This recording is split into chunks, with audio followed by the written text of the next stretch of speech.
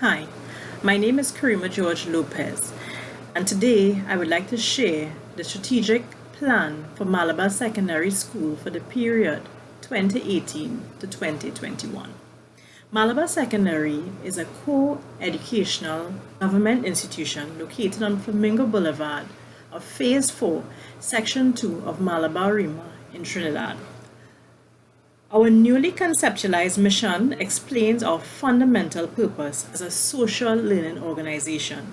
That is, to assist our diverse learners in realizing their true potential by providing a stimulating and student-centered environment through collaboration, communication, investing in ongoing technological and professional development of staff, all geared towards constantly improving the teaching and learning experience and supported by the active role of various stakeholders in the holistic development of our students. Our vision seeks to explain the future we intend to create for our students. That is, to create a nurturing climate where all members of the school community are inspired, engaged, and challenged to fully develop the skills required to effectively, efficiently, and successfully navigate the ever-changing global landscape. However, a common challenge among many government secondary schools in Trinidad is the low academic performance of students, both at the level of the school and nationally.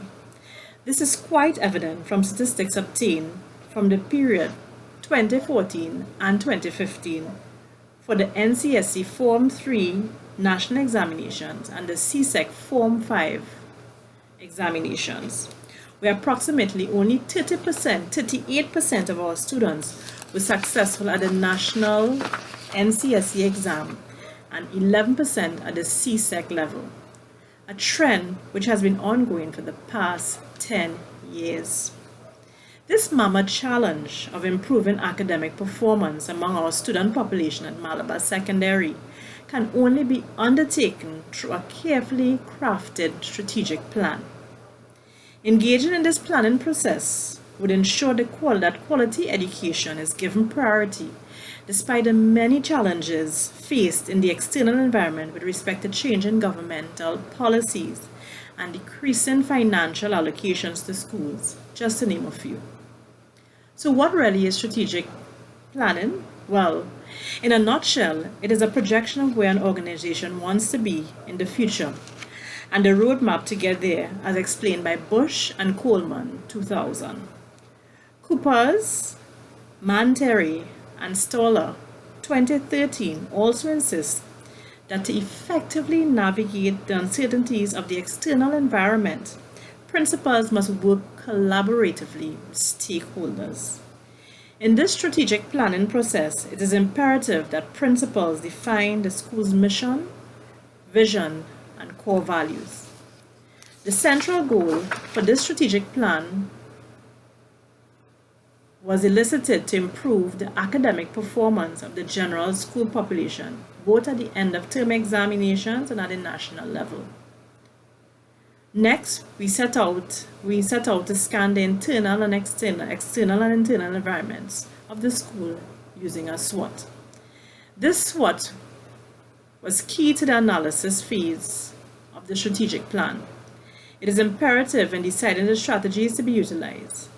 Here are just a few of the strengths, weaknesses, opportunities, and threats for the Malabar Secondary School. Some of our strengths include, we have a clean and well-maintained school environment, and we have an established crisis committee for health and safety needs. Some of our weaknesses, our teachers tend to be teacher-centered. We have low academic performance, high levels of indiscipline among students, and stakeholders are not actively engaged within the activities of the school. Some opportunities include government scholarships offered to teachers to enhance teaching strategies. There's also land for expansion to accommodate the increasing number of students being sent to the school. Some of our threats, overcrowded classrooms due to the increasing number of students being sent each year to the school at the Form 1 level, an increased incidence of underage pregnancies and student smoking, and a predominance of the single parent unit and the lack of male role models in the home in terms of socialization. This particular plan will focus on 5 main areas, all with the specific intention of improving student academic performance, which is our main goal, over a 3-year period. These 5 strategic key areas include, as can be seen from our PowerPoint, an improved learning and teaching environment, a greater teacher collaboration on a repertoire of instructional strategies, greater teacher-staff community interactions, the more effective and efficient use of instructional and financial resources, and the monitoring of the success of the plan using various evaluation instruments at different stages. Let's first address our first point, an improved learning and teaching environment. Our plan intends to collect data through pre-testing to determine the literacy and numeracy of our students, firstly at the Form 1 level. Learning styles will also be elicited through surveys. Heads of departments will conduct class visits and clinical supervisions to observe teaching strategies to see the alignment with the students' needs. This will represent the first phase of our strategic plan, which will take place between September 2018 to December 2018. Data will then be collated by the heads of department and an action plan devised to engage teachers through training workshops on pedagogical strategies that can best be employed to meet our diverse needs of our learners. Special emphasis will also be placed on differentiated instruction. Sessions will also include writing of effective lesson plans. Also, the effective infusion of ICT within the teaching and learning process. The second phase, which involves training, will commence from January 2019 to July 2019. This represents the second conceptual stage of the strategic process known as formulation. Our next key area, greater teacher collaboration. This will be facilitated through our departmental meetings by our heads of departments.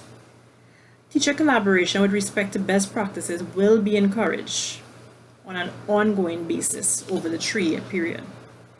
Our third point, greater teacher-parent and community interaction.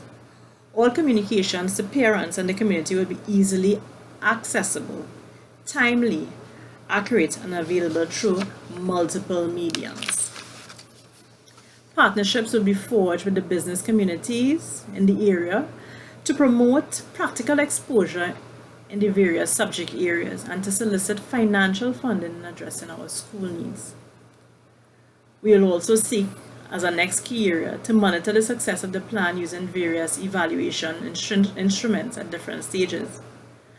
This monitoring process will be facilitated by heads of department through clinical supervision and class visits throughout the 3 years of the plan. Assessment of the students will be both formative and summative to determine success of the strategic plan. In the final year of the plan, it will be reviewed to identify any deficiencies.